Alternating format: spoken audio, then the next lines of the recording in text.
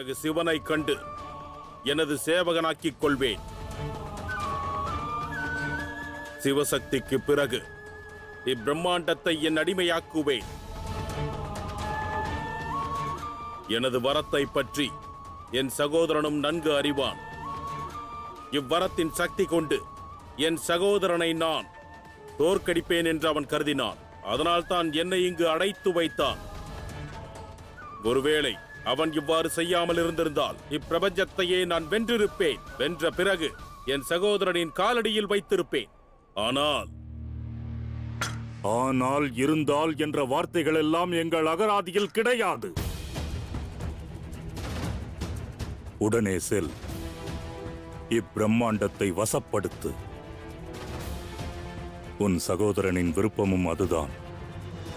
நீ கூறியபடி பிரபஞ்சத்தை வென்றால் அதன் பிறகு அவன் ஆன்மாவும் சாந்தி அடையும்.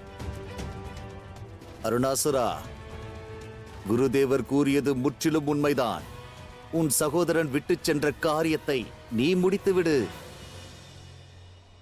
அன்று நீ மகாதேவரை சேவகனாக்க நினைத்தாய். அந்த பார்வதியை உன் வசமாக்க வேண்டும் என்று எண்ணினாய்.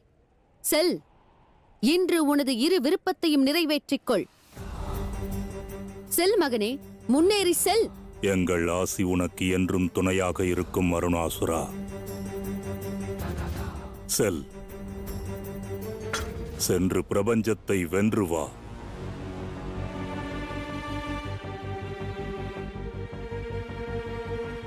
வருகிறேன் மகாதேவா. தங்களை என் சேவகனாக, பார்வதியை என் மனைவியாக மாற்றுவதற்கு.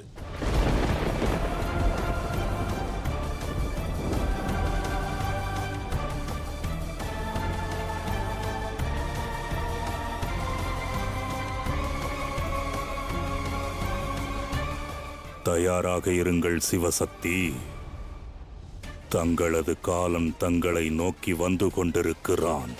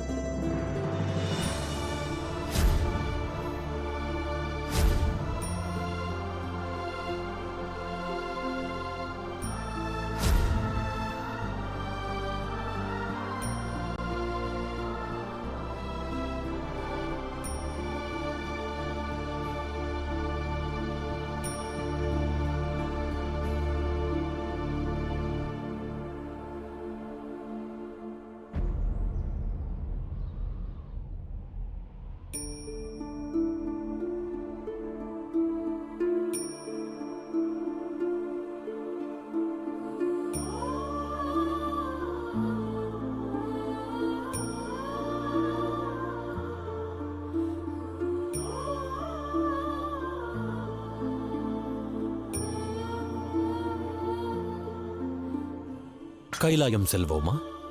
இல்லை மகாதேவா, நான் கைலாயம் செல்ல விரும்பவில்லை. நேர்ந்தது என்ன தேவி? கூறுங்கள். ஏதுமில்லை. தாங்கள் கைலாயம் சென்ற பிறகு தங்கள் தியானத்தில் லயித்து விடுவீர்கள். நான் தங்கள் தியானம் கலைவதற்காக காத்து கொண்டிருப்பேன். இதுநாள் வரை அதுதானே நடந்துள்ளது. இனி அது வேண்டாம். விவாகத்திற்கு பின் அவ்வாறே நிகழும் அல்லவா? பத்தியும் பத்தினியும் இல்லற வாழ்வின் கடமை ஆற்ற வேண்டும் அல்லவா? கூறுங்கள். அதுதான் எனக்கு அச்சமாக உள்ளது. விவாகத்திற்கு பிறகு இல்லற கடமைகள், அதை தவிர வேறு என்ன உள்ளது? நம்மை விட மானிடர்களே மேலல்லவா? எவ்வகை மானிடர்? கூறுங்கள். பிரபு, மனம் மயங்கி நடனமாடிக் கொண்டிருந்தார்களே அவர்கள்.